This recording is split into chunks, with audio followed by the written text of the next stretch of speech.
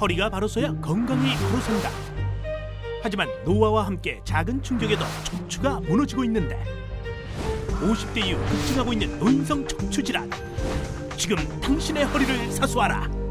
네, 평균 우리 수명이 80세를 넘기고 있는 요즘 말이죠. 늘어나는 수명만큼이나 이제 어떻게 하면 건강하게 살 수 있을까에 대한 그런 고민 어르신들이 많이들 하시는데 그런 걱정하시는 건 뭐 당연한 겁니다. 더 이상 남의 얘기 아니잖아요, 이게요. 네, 맞습니다. 네, 저도 마찬가지인데요. 그 국민건강보험공단에 따르면 최근 5년 사이에 노인성 질환자가 80%나 증가했다고 하는데요. 그중에서도 특히 척추 질환자가 가장 많아서 삶의 질이 점점 힘들어지고 있다고 합니다. 네, 이 시간에 부모님의 척추 건강 점검해 봐야 할 것 같습니다. 자, 그래서 오늘 이 시간 노인성 척추 질환에 대해서 도움 말씀을 주시기 위해서 강남 세브란스 병원 신경외과의 진동규 교수님 모셨습니다. 어서 오십시오. 네, 안녕하십니까. 네.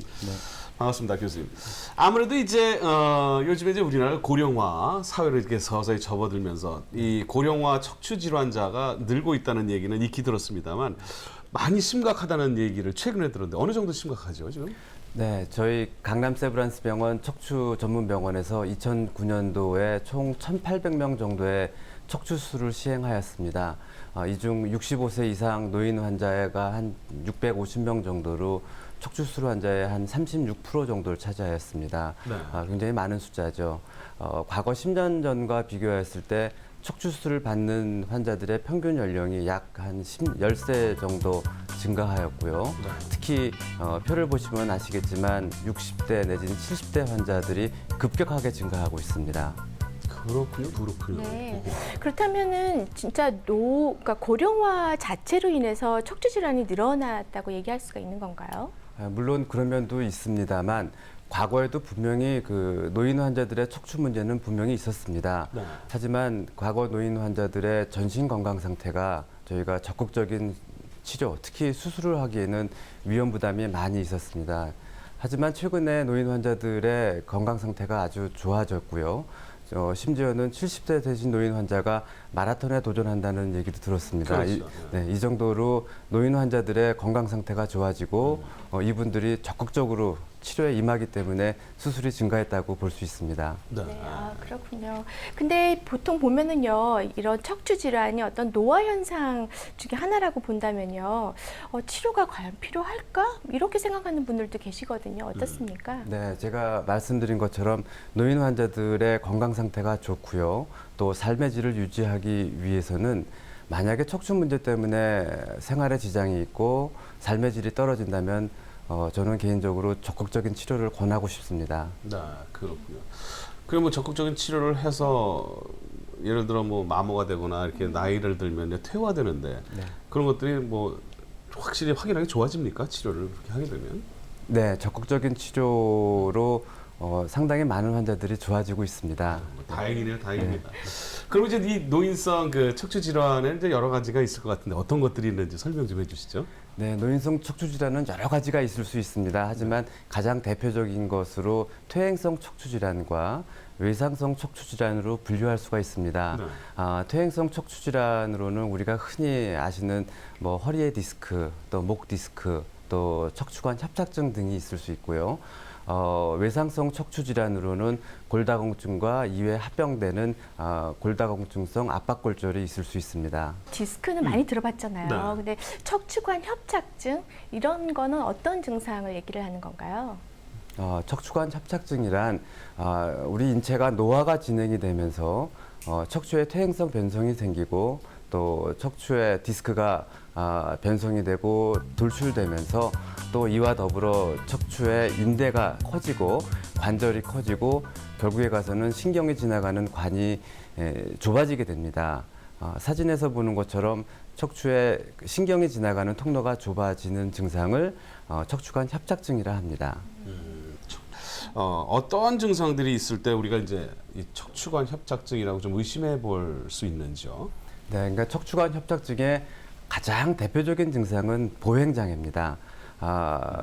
환자분들이 앉아 있을 때는 허리나 다리의 통증이 없는데 한 5분만 서 있든지, 특히 이제 우리 할머니 같은 경우들은 부엌에서 앞에서 한 5분만 서 있어도 다리가 저리고 아파요.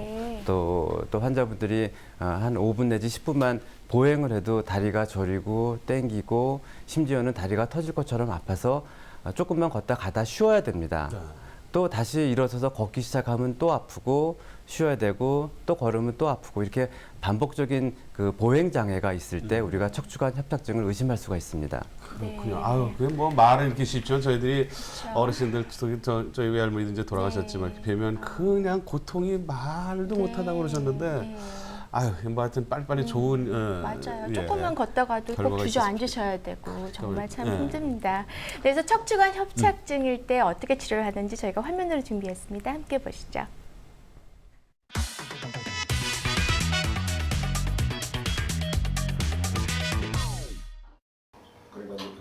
허리 통증을 호소하는 노인 환자들의 경우 의심해 볼 수 있는 척추관 협착증은 치료가 까다롭고 수술 후 재발이 잘 되는 질환으로 알려져 있는데 척추관 협착증 초기에는 우리가 약물이나 물리치료를 시행을 하고요. 그런데 반응이 없으면 우리가 주사치료나 아니면 여러 가지 간편한 시술들을 시행을 하고 그래도 호전이 안 되거나 6개월 이상 통증이 있을 시에는 이제 우리가 척추관 감압술이나 척추 고정술 같은 수술을 시행하게 됩니다. 척추관 협착증은 노화에 따른 퇴행성 변화로 척추관이 좁아져 신경을 압박하면서 통증과 마비를 동반한다. 신경 압박으로 생기는 증상은 단순 감압술로 호전될 수 있는데 특히 환자가 70대 이후 고령인 경우 광범위한 수술이 아닌 미세현미경 감압술이 시행되고 있다. 현미경 쪽 감압 수술을 한 경우는 수술 환부 상처도 작고 또 그렇게 대수술이 아니기 때문에 수술하고 나면은 그 다음 날부터 일반적으로 거동이 가능하고 수술 후에 한 4, 5일 정도면은 일반적으로 퇴원 가능합니다. 현미경을 통해 수술 부위를 확대해 보면서 신경을 누르고 있는 뼈나 인대를 미세하게 긁어내는 방법으로 수술 시간이 짧고 부작용 또한 적다. 척추관 협착증이라고 하는 것의 가장 큰 목적은 첫 번째는 신경의 감압이고요. 두 번째는 충분한 감압을 이루었을 때 우리가 어쩔 수 없이 해부학적인 구조물들의 파괴로 인해서 생기는 불안정성을 해결하기 위해서 고정수술 내지는 유압수술을 더 추가하는 것까지 이제 어느 정도가 다 척추관 협착증을 해결하는 수술 방법에 다 포함된다고 볼 수 있습니다. 신경관 감압술 시행 후 불안정한 척추관절의 운동성을 계속 유지하면서 안정화시키는 척추 고정술을 시행하는데 좁아진 척추뼈와 인대를 제거하고 나사못을 이용해 고정하는 방식이다. 최근 새로운 치료 방법인 연성 고정술 또한 많이 시행되고 있다. 경직성 고정술 같은 경우는 우리가 골유합률이 그렇게 높지가 않기 때문에 그러니까 연성 고정을 하게 되면 미세한 움직임이 있어서 그게 골유합을 돋게 됩니다. 그래서 회복이 경직성 고정보다는 회복이 훨씬 빠르고 그다음에 골유합률이 높기 때문에 예후가 좋게 됩니다. 척추를 완전히 고정하지 않고 어느 정도 움직임이 있도록 하는 연성 고정술이 척추 고정술의 부작용과 재수술의 가능성 문제를 어느 정도 해결해주고는 있으나 척추관 협착증을 조기에 발견해 수술을 예방하는 방법은 없을까? 예방하는 거는 사실 절대적인 건 어렵고요. 그거는 노화 현상을 예방한다는 건 100% 어렵지만 일단 초기에 환자가 협착증에 의한 증상이 있을 때는 일단은 약물 치료라든지 아니면 통증 시술 같은 그런 보존적인 치료 요법을 하는 것이 원칙이고요. 상당히 많은 환자들에서는 그것만 가지고도 치유가 되는 경우가 많이 있습니다. 수술에 앞서 소염 진통제, 근육 이완제 등 주사나 약물 요법으로 치료하고 허리를 너무 많이 움직이거나 척추에 무리가 가는 행동을 삼가하는 생활 습관 또한 척추관 협착증 예방에 도움이 된다. 네, 많은 사람들이 허리가 아프면 수술을 받아야 하는 건지 말아야 하는 건지 고민을 또 하실 텐데요. 그렇죠. 교수님, 척추관 협착증의 경우 수술을 하는 게 좋은 건가요? 물론 처음부터 수술을 하는 건 아닙니다. 네. 증상의 초기에는 저희가 약물 치료와 물리 치료와 같은 보존적인 치료로도 충분히 환자분들의 증상이 호전이 되고 일상적인 생활을 할 수가 있습니다. 네. 하지만 이러한 증상이 아까 말씀드린 보행 장애와 허리의 통증이 이런 보존적인 치료로도 계속되고 반복적일 때는 저희가 적극적인 치료를 고려할 수가 있고 그중에 하나가 수술적인 치료입니다. 그러면 이제 지금 말씀하신 것처럼 뭐 수술을 이제 바로 하지 않고 물리치료나 뭐 약물치료로 1차적인 치료를 해보시고 네. 그래도 뭐 어떤 뭐 차도가 없을 때는 이제 수술을 네. 할 수 있다는데 뭐 수술을 하게 되면 확연히 차이가 납니까? 아니면 그 결과가 굉장히 뭐 좋아진다거나 아니면 완치가 된다거나 이런 결과를 볼 수 있는 거죠.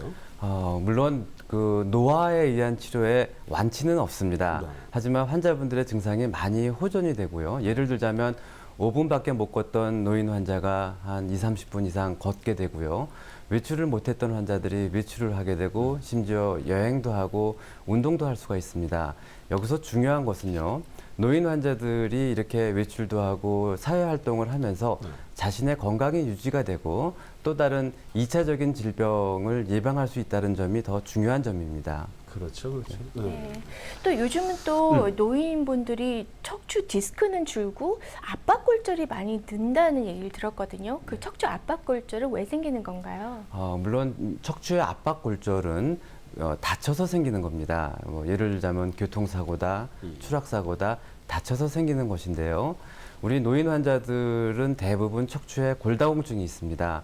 골다공증이란 척추가 약해진다는 것을 의미하고요. 네. 이렇게 척추가 약해진 상태에서 가벼운 손상에도 척추에 압박골절이 생길 수가 있습니다. 예를 들자면은 물건을 들다가도 골절이 생길 수가 있고요. 또 많은 환자분들이 엉덩방아를 찧어도 골절이 생길 수도 있고요. 또 심지어는 감기 걸려서 감기 이후에 기침하면서 환자분들이 골절이 생기는 경우도 제가 봤습니다. 아이고 이게 뭐 기침하면서까지 골절이 온다 그러면 이게 일상생활 자체가 얼마나 힘이 드시겠습니까? 참 이게 자 어쨌든 말이죠. 척추 압박골절로 이 병원을 찾은 분이 계셔서 저희들이 카메라로 함께 동행 취재를 해봤거든요. 함께 보시죠.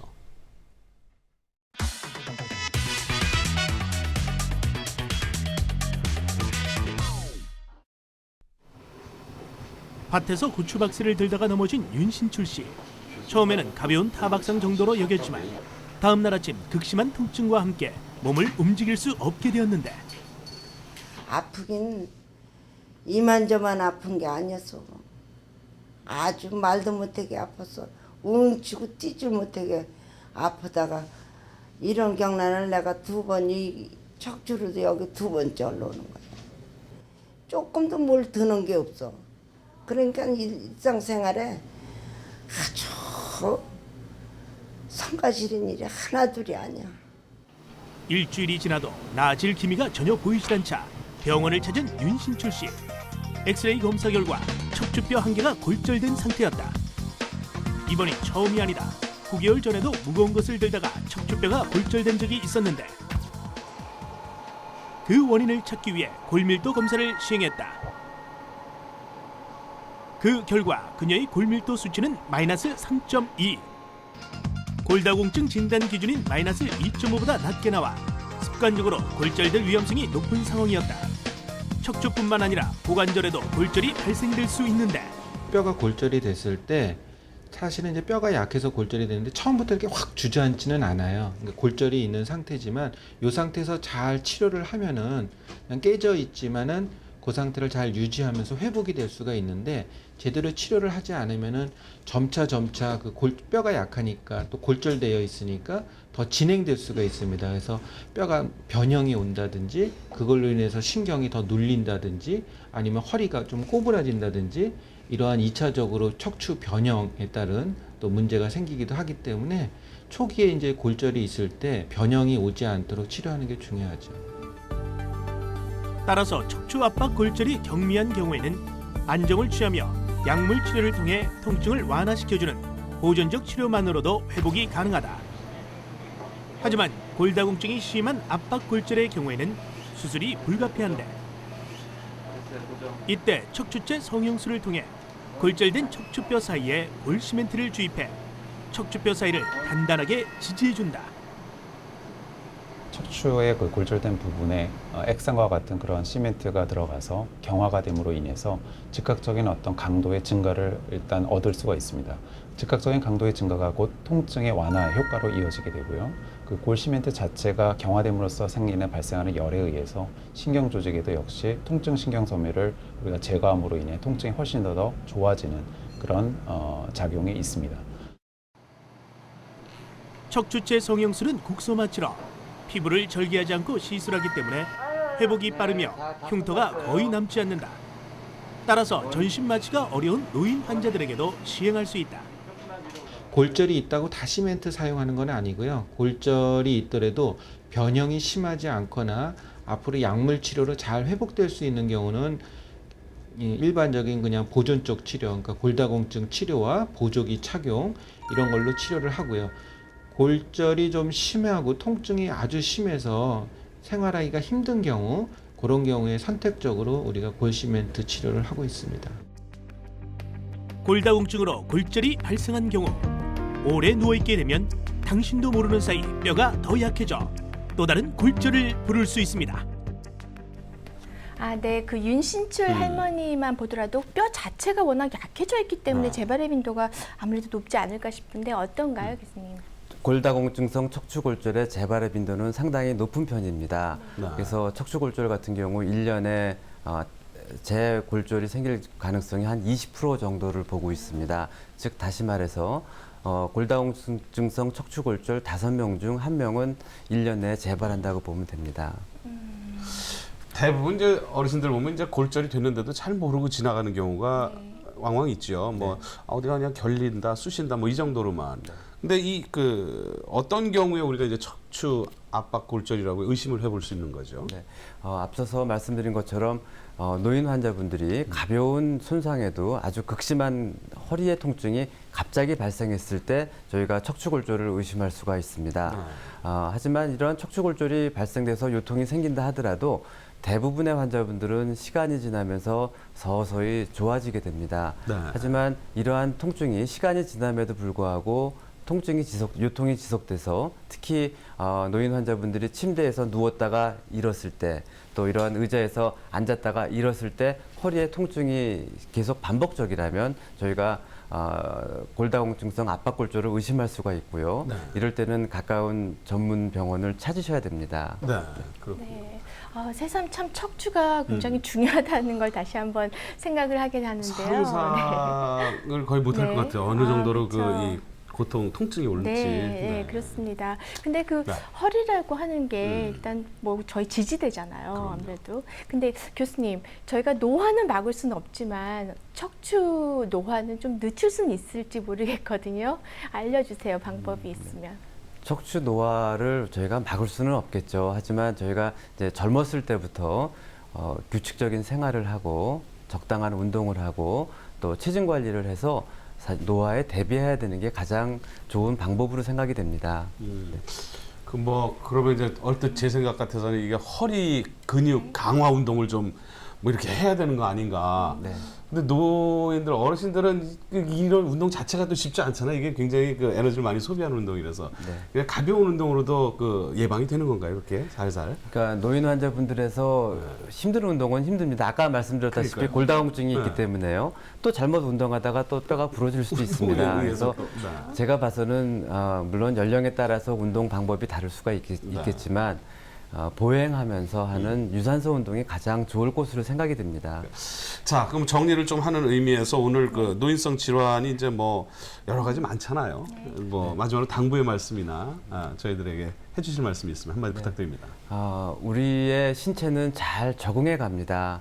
예를 들자면 퇴행성 척추 질환으로 목 디스크가 발생하였든 아니면 허리 디스크가 발생하였든 아니면 척추관 협착증으로 보행 장애가 생겼든 아니면 골다공증성 척추 골절로 허리에 통증이 생긴다 하더라도 우리 신체가 잘 적응하면 그 통증을 저절로 이겨나가서 삶의 질을 유지할 수가 있습니다. 하지만 이러한 보존적인 치료로도 통증이 지속될 때는 저희가 적극적인 치료에 임하는 것을 권해드리고 싶고요. 또 하나 이러한 적극적인 치료를 했을 때 그 결과가 좋고 우리의 건강을 유지할 수 있다고 생각합니다. 그렇군요. 예. 자, 오늘 또 이 척추에 대한 정말 필요한 말씀을 꼭 아주 그냥 감사하게 잘 해주셨는데 강남 세브란스 병원의 진동규 교수님께 다시 한번 감사 인사드립니다. 고맙습니다. 우리 몸의 대들보, 척추가 무너지면 몸 전체가 무너진다고 하니까 말이죠. 지금부터 미리미리 척추 건강을 꼭 하시기 바랍니다. 여러분의 건강이 곧 여러분 혼자의 것이 아니고 가족의 건강이기 때문이죠. 꼭 기억하시기 바랍니다. 네, 맞아요. 그 가족 중 한 분이라도 건강하지 못하다면 그로 인해서 다른 가족들이 또 힘들고 굉장히 어려워질 수가 있잖아요. 그렇습니다. 네, 그렇습니다. 건강한 노후를 위해 지금부터라도 건강에 너무 자만하지 마시고요. 네. 건강할 때 챙기시기 바랍니다. 참 명언인 것 같아요. 네. 건강할 때 건강을 챙기자. 그래요. 토마토와 함께 하시면은 건강이 2배 아니 3배로 함께 이렇게 좋아진다는 거 아시죠? 자, 토마토 2년 6개월 동안 여러분들의 사랑과 정말 관심 속에서 봄, 여름, 가을, 겨울 그 푸르름과 그 불그스름한 그 건강을 지켜왔습니다. 이제 여러분과 토마토 잠시 헤어져야 됩니다. 헤어지고 다음에 토마토 시즌 2로 여러분들을 찾아뵙는 날이 곧 오리라고 생각합니다. 함께해 주셔서 너무 감사드리고요. 여러분들 건강 정말 건강한 때 꼭 챙기시기 바랍니다. 함께해 주신 여러분 고맙고요. 해외에 계신 여러분들 또 시청자 여러분들 조심해서 건강 챙기시기 바랍니다. 여러분 고맙습니다.